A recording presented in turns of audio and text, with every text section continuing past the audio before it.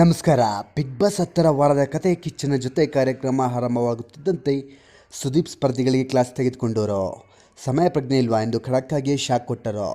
Big boss music ಎರಡೆರಡು ಸಲ ಹಾಕಿದರೂ ವಿನಯ್, ಪ್ರತಾಪ್ ಎಲ್ಲರೂ ಮಲಗೆ ಇರುತ್ತಾರೆ. ಸುದೀಪ್ ವೇದಿಕೆ ಮೇಲೆ ಬಂದರೂ ಕೂಡ ವಾಶ್ರೂಮ್ನಲ್ಲಿ ಇರುತ್ತಾರೆ.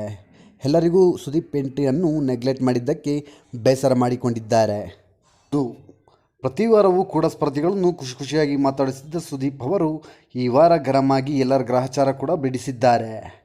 ರಿಯಾಲಿಟಿ ಶೋ ಅಂದರೆ ನಿಮಗೆಲ್ಲ ತಮಾಷೆ ಆಗಿದೆಯಾ? ಬಿಗ್ ಬಾಸ್ ಮನೆಯಲ್ಲಿ ರೂಲ್ಸ್ ಬ್ರೇಕ್ ಮಾಡುವುದು ನಿಮ್ಮ ಅರ್ಥವೇನು ಎಂದು ಮೈಕಲ್ನ ತರಾಟೆಗೆ ತೆಗೆದುಕೊಂಡರು. ಪದೇ ಪದೇ ಮೈಕ್ ವಿಚಾರಕ್ಕೆ ರೂಲ್ಸ್ ತಪ್ಪುತ್ತಿರುವ ತುಕಾಲಿ ಸಂತೋಷ್ಗೂ ಬೈದಿದ್ದಾರೆ.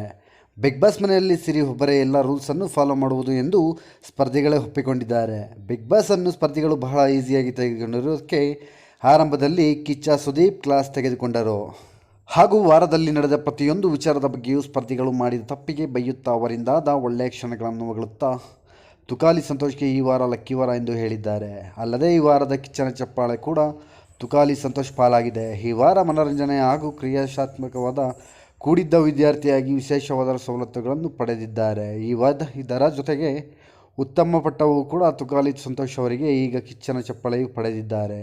ಇನ್ನು ಈ ವಾರ ನಡೆದ ಟಾಸ್ಕ್ನಲ್ಲೂ ರಾಜಕೀಯ ಮಾಡಿದ್ದು.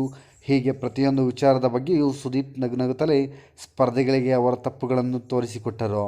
ಸುದೀಪ್ ಎದುರಿಗೆ ತಮ್ಮ ತಪ್ಪುಗಳನ್ನು ಒಪ್ಪಿಕೊಂಡಿದ್ದರೂ ಕೂಡ ನಾಯಿ ಬಾಲ ಡೊಂಕು ಎಂಬಂತೆ ತಮ್ಮ ಆಲೋಚನೆಗಳು ತಮ್ಮದೇ ದಾರಿಯಲ್ಲಿ ಮುಂದುವರಿಸಿದ್ದಾರೆ. ಇನ್ನು ನಾಮಿನೇಷನ್ ವಿಚಾರ ಬಂದರೆ ಆನೆಗೆ ಒಂದು ವಾರ ಆಡಲು ಅವಕಾಶ ಸಿಕ್ಕಿದೆ. ಹೌದು ವೀಕ್ಷಕರೇ, ಇವತ್ತಿನ ಬಿಗ್ ಬಾಸ್ ಇದೆ. ದಯವಿಟ್ಟು ಈ ವಿಡಿಯೋ ಇಷ್ಟವಾದಲ್ಲಿ ಸಬ್ಸ್ಕ್ರೈಬ್ ಮಾಡಿ, ಲೈಕ್ ಮಾಡಿ, ಶೇರ್ ಮಾಡಿ ಅಂತ ಹೇಳ್ತಾ ನೆಕ್ಸ್ಟ್ ವಿಡಿಯೋದಾಗ ಸಿಗೋಣ. ಬಾಯ್.